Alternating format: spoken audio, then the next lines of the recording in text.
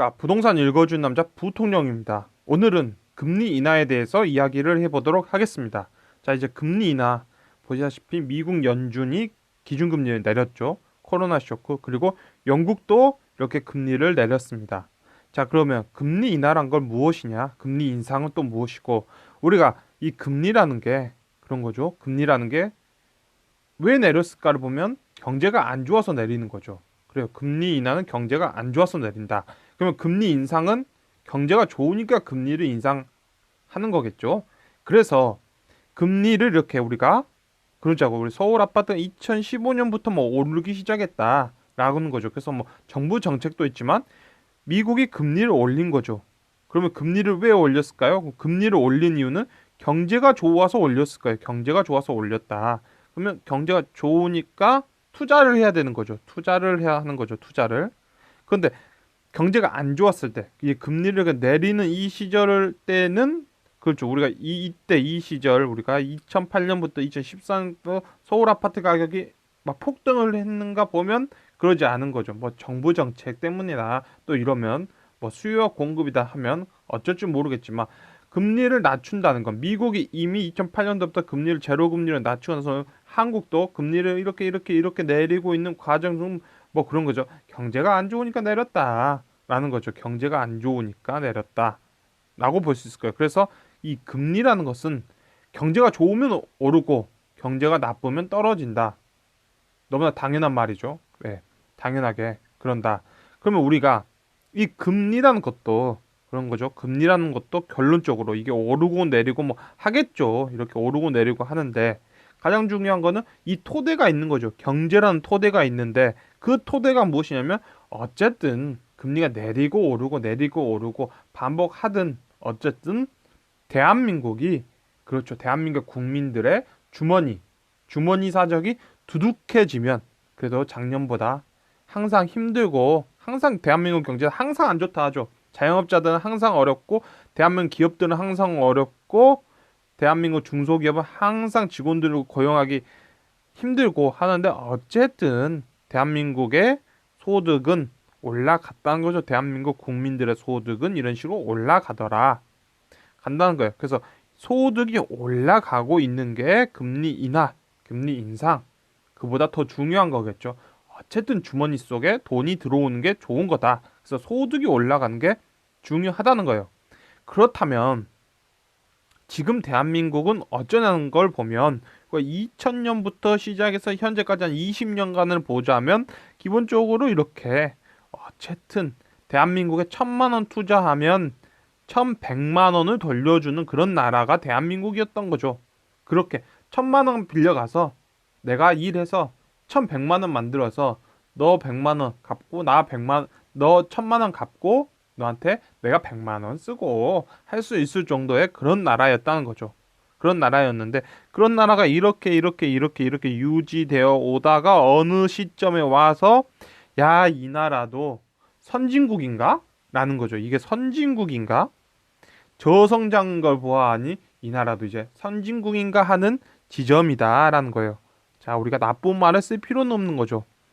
과거 개발도상국이 아니라 이제 선진국화돼가고 있구나, 대한민국이. 그렇다면 우리가 국민소득을 우리가 보고 있는 것은 또 여기서 교육적으로 우리는 지금 이거 묘목을 본 거죠. 묘목을 본 거예요. 묘목을. 그러면 이 묘목과 이 소득에는 국민소득 묘목 소득과 실질 소득이 있는데 뭐 국민소득은 각 생산물의 단위당 부가가치의 화폐 금액으로 곱하여 화폐 금액을 곱하여 표시한다.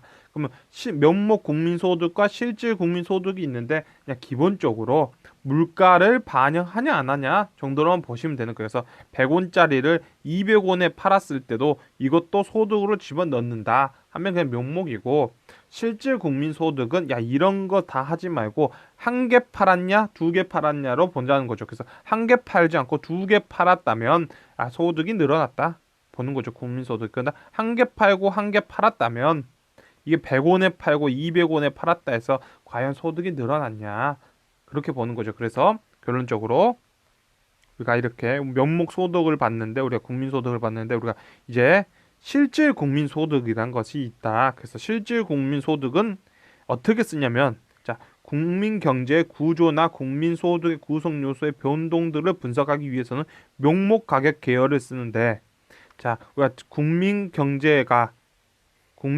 장기적으로 어떻게 변하는가를 보기 위해서는 실질 가격 계열을 쓴다. 뭐 이런 거죠.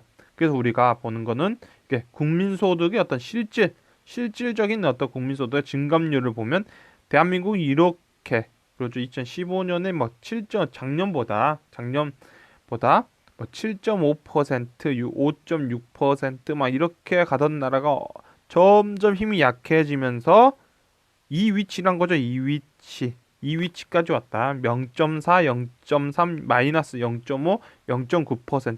그래서 2019년도에 대한민국이 어떤, 그죠, 많은 경제학자들이 야, 더블 딥으로 들어간다. 나오는 보신 분도 있고, 야, 이거 여기서 다시 반등한다. 라고 하는 거죠. 지금 2019년 안 좋았지만 2020년 반등할 수 있다. 그래서 이제 2020년 경기가 좋아진다라고 하면서 2019년도부터 후반기부터 그렇게 펌프질을 막 한 거죠. 그게 펌프질을 해야 되는 거죠. 기본적으로 경제 좋아진다, 경제 좋아진다 해야지. 경제 나빠진다, 나빠진다면 진짜 나빠지니까 말이 씨가 되는 거죠. 그런데 문제는 사람들이 절규에 빠진 거죠. 몽크의 절규인데 이게 절규에 빠진 게 뭐냐면, 야, 경제가 2019년도에 이게 떨어졌는데 이거 2020년도 되면 올라갈 거야 했는데 이거 코로나 사태 터지면서 이거 더블 딥으로 가는 거 아니야? 라는 거죠. 더블 딥. 알고 보니까 이거 사실 웅덩이였어. 웅덩이야. 이거 웅덩이야. 이거 개울가야 했는데, 야, 이거 강 아니야? 이거 강 아니야 했는데 그런 거죠. 사람들 절규에 빠진 게, 야, 이거 알고 보니까 장기 침체의 시작점. 이거 아래에 바다가 있는 거 아니야? 뭐 이런 생각을 하고 있는 거죠. 지금 많은 사람들이. 그래서 어찌 되었건 미국 시장에서 뭐 서킷 브레이크가 걸리고 뭐 그런 거죠. 왜? 너무 많이 떨어지니까 오오오 좀 생각 좀 하고 파세요. 막 이런 거 하는 거죠. 그다음에 뭐 한국 시장에서도 오오오오 천천히 좀 더 생각해 보세요. 이런 게 지금 걸리고 있다. 그런데 많은 사람들이, 그렇죠, 2020년도는 좋아질 거야, 2019년도가 바닥이었어 하고 들어왔기 때문에 더 공포죠. 절규에 빠지는 거고 막 무섭고 두렵고. 하지만 어쨌든 우리가 제가 운영하는 이 채널에서 또 우리 많은 시청자께서는 또 이렇게 보고 왔잖아요. 우리는 2020년이 안 좋다. 그래서 안 좋다 하면서 우리가 이 시기 때 우리가 실거주적 목적으로 봤고, 주택시장에서 실거주적 목적으로 보면서 과거 데이터와 비교해 봤을 때 좋은 점수대 있는 부분들만 우리가 청약을 넣으면서 온 거죠. 청약을 넣고 비싼 구축들, 그죠, 광역시에서 10억 넘는 아파트들은 또 안 보고 온 거고,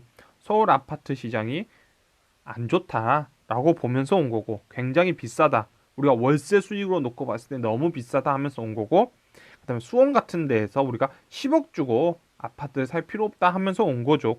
이 수도권에서. 그리고 우리가 경제에서 가장 중요한 건 또 금융자산 쪽에서도 2020년 안 좋다를 보면서 왔기 때문에 어찌되었건 뭐 몰빵 같은 건 하지 않았겠죠, 사람들이. 그래서 우리가 이 시점에선 우리가 이제 봐야 되는 건 뭐 이런 거, 앞으로 어떻게 될 거냐는, 이게 돌아섰을 때 이제 투자를 하거나 위험 자산에 더 공격적인 베팅을 할 수 있겠죠. 그러나 지금은 우리는 이제 그런 거죠. 안정적으로 봐야 되죠. 안정적으로 보고 주택 시장도 거주적 입장으로 보는 게 지금은 좋다는 거죠. 왜냐하면 금리를 뭐 내려줬지만 어쨌든 금리를 내린 이유는 대한민국이 개떡이니까. 지금 경제 상황이 개떡이다. 그런데 개떡인 상황에서 투자를 할 수가 없는 거죠. 왜냐면 그리고 과거를 보더라도 아파트 가격이 왜 안 오르지 했던 거죠. 왜 안 오르지 하고 있다가 경제 좋아집니다라고 신호를 주면서 올랐다는 거 아니에요, 지금 이때. 그런 거겠죠. 그래서 우리가 결론적으로 우리가 보면서 금리 인하는 뭐 경제가 안 좋아서 한 거고, 우리가 이게 더블 딥으로 들어가냐 아니면 이게 바다로 들어가냐를 고민하는 지점에 와 있다 정도로만 보시면 될 것 같습니다. 지금까지 금리 인하에 대해서 설명해 보았습니다. 시청해 주셔서 너무나 감사합니다.